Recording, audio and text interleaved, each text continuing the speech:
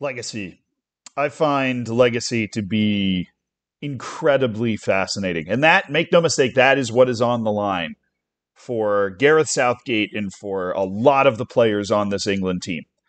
There are going to be a lot of things that happen on Sunday that are going to be completely out of those England players or coaches' control that are going to determine their legacy. But I'm going to be entirely honest with you, right? England probably doesn't deserve to be in this final. It doesn't matter.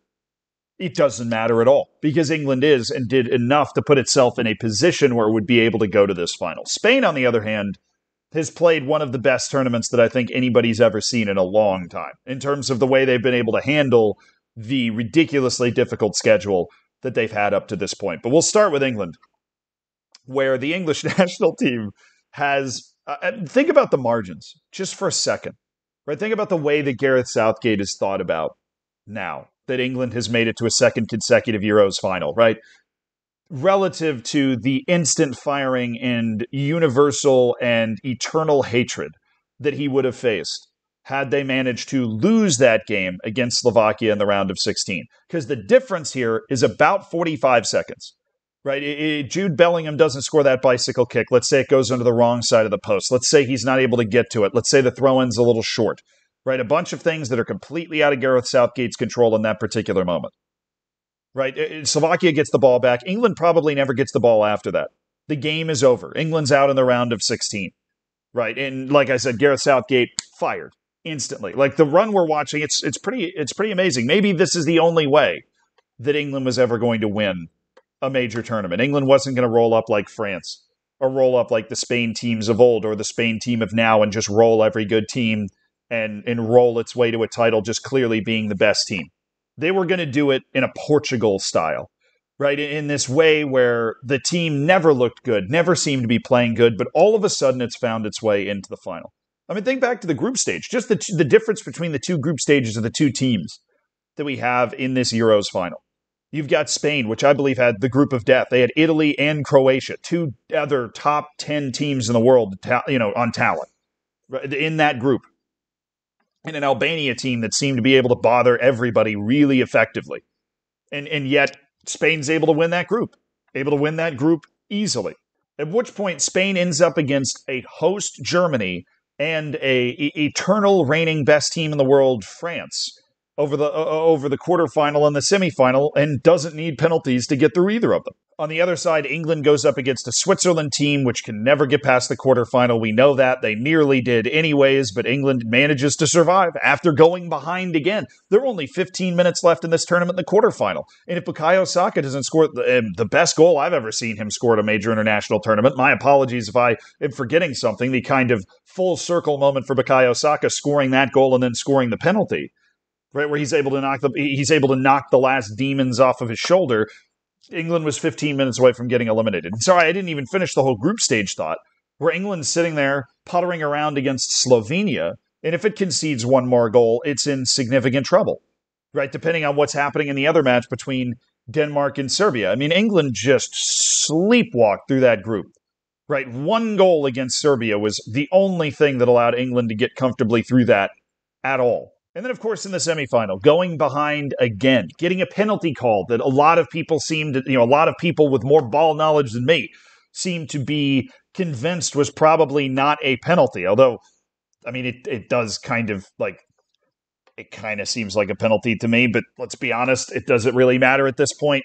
I mean, yes, you would love for the referees to go through a review process, so there's not that much debate about whether something's a penalty or not in the future, but Harry Kane's able to step up and then score the penalty. And then, of course, in the 90th minute, the most random, kind of innocuous, benign chance of the entire match, just Ollie Watkins with a defender just all over him, on him like white on rice, and he just turns around and somehow picks out the absolute perfect shot. Defender misses the block. Shot goes right between the fingertips of the far post that just tucks home right on 90 minutes. I mean, this is a magic run.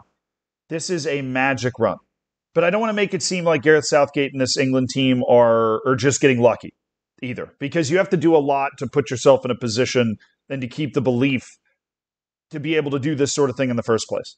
Right, because there's a lot of teams and a lot of coaches that if they were under that type of pressure, particularly in that Slovakia match, there just wouldn't be that final thrust to try and find the goal. There wouldn't be that final thrust to try and find. And honestly, how stupid do you feel now? If you were one of those people that was saying, well, wish we would have lost to Slovakia, it would have ended our suffering earlier, right? Or why are we celebrating an equalizer against Slovakia? This is why. This is why you celebrate the equalizer against Slovakia. Because it's a freaking tournament. And as long as you're still in the tournament, you have an opportunity to win that tournament. Because every team in Europe, with the exception of Spain, would give a whole lot to be in the position that England is in right now, going into one final match against a team that's better than it, but who cares? We'll see what happens. Right? Because every other match of this tournament, we'll see what happens. If people continue to discredit England making this run because of their opponents, and I know it kind of sounds like I'm doing that too, right, where I'm talking about the teams that Spain had to beat in order to get to this point of the tournament being some of the most impressive teams in the world that you can play against. And I'm very impressed with the way that Spain has been able to handle that entire process and win all of those matches without needing a penalty shootout once, which in this day and age, the way teams play at the international level, feels rare. I mean, just look at Copa America. Just look at England's run here. I mean, penalty shootouts are all over the place, right? They happen all the time. Teams are so afraid to lose, and yet Spain is going out and has won every match that it's played.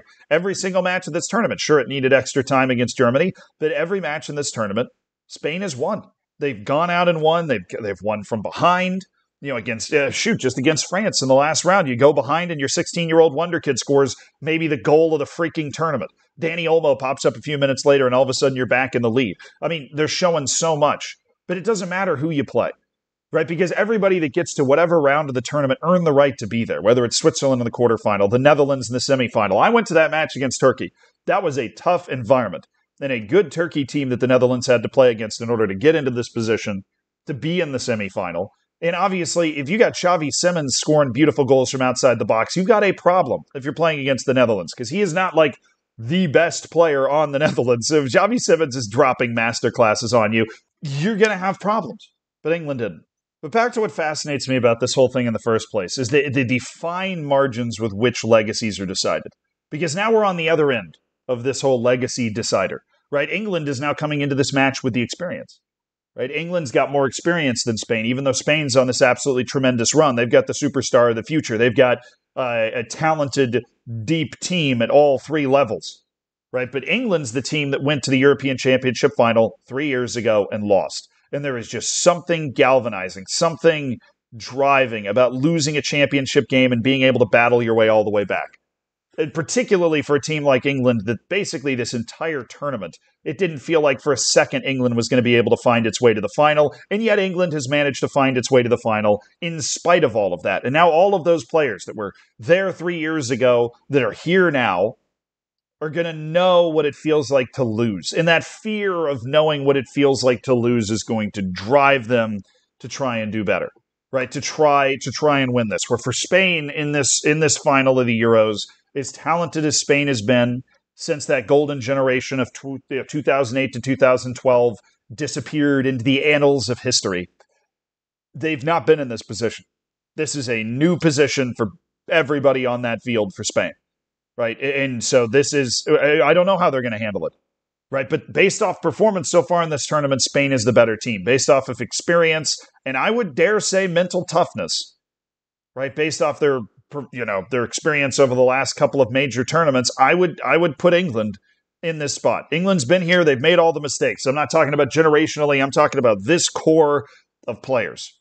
So either they're going to rise to the occasion, they're going to learn from those mistakes, they're going to make the extra run, the extra pass, and find that extra moment, or the referee's just going to hand them a penalty or something. Although I don't really believe that UEFA actually wants England to win, because it's just going to be so chaotic, and the rest of Europe will finally have to hand the English national team its flowers for the first time, which would be brutal for the rest of Europe and really, honestly, the rest of the world. It's going to be a long, insufferable time. Or Spain returns to the mountaintop in the era of Lamine Yamal and Nico Williams has begun torturing the other best teams in the world. But I'll end it with this. I'm happy for Spain. I'm happy for Lamine Yamal. I'm happy for them bouncing back and being able to pull off all these wins. I think it's fun for them.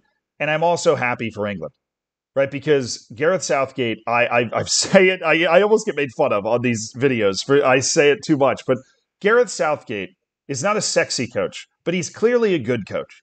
All you have to do is look at the results between England before he got there and England after he got there to know that he is at least capable of delivering better results than could have been expected based off of previous performance, right? Like he is just capable of doing that. But it is clear, even if it is boring, Gareth Southgate is a good coach.